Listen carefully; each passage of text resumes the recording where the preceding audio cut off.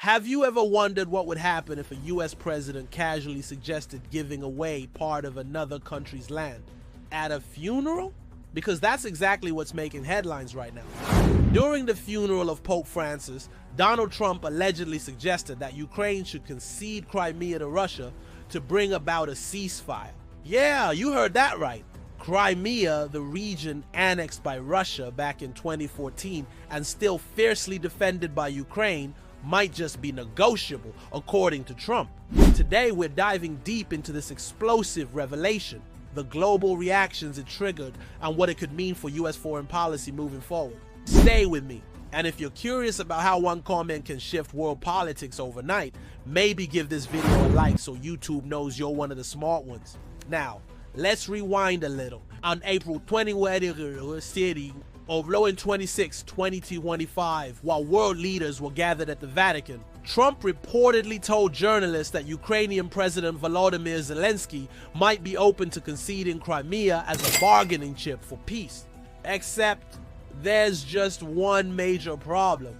Zelensky has repeatedly and publicly stated Ukraine will never surrender Crimea, Donetsk, Luhansk, or any occupied territory. In fact, just hours after Trump's statement blew up across the news cycle, Ukraine's foreign ministry released a sharp response. Ukraine's territorial integrity is non-negotiable, short, sharp, and designed to leave no doubt. But why would Trump make such a bold claim in the first place? Analysts suggest it's part of his deal-making persona, a belief that ending the war quickly, even through territorial concessions, is better than endless conflict. But others argue that it dangerously undermines Ukraine's sovereignty and plays right into Vladimir Putin's hands. And speaking of Putin, reports indicate the Kremlin welcomed Trump's remarks, calling them a step toward realism.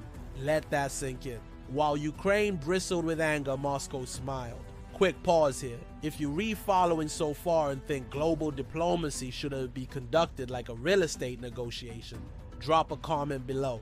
I'd love to hear where you stand on this. Now zooming out, this isn't just about Crimea. This is about the message it sends to the world. If powerful nations can redraw borders through force and others agree to it, what stops the next invasion? For the United States, this controversy hits hard. Because no matter who's president, America has historically stood for sovereign borders and international law, or at least that's the brand image. Supporting or even suggesting territorial concessions could damage America's credibility not just in Europe, but around the globe.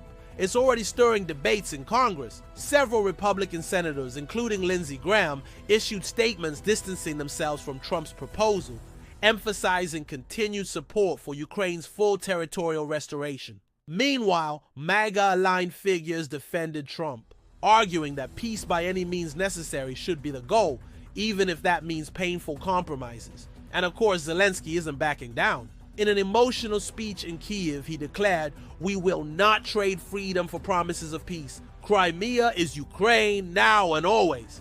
Powerful words. But here's the wild card.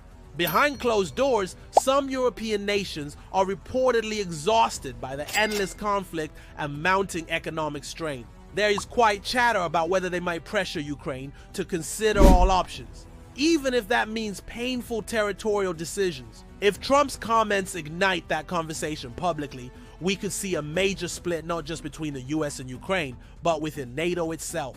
Imagine that. America's closest allies no longer fully aligned. And just when you think things couldn't get messier, Russia is reportedly preparing referendums in occupied territories to stage more legal claims to those lands. The stakes are massive. The fallout could reshape US foreign policy credibility for decades to come.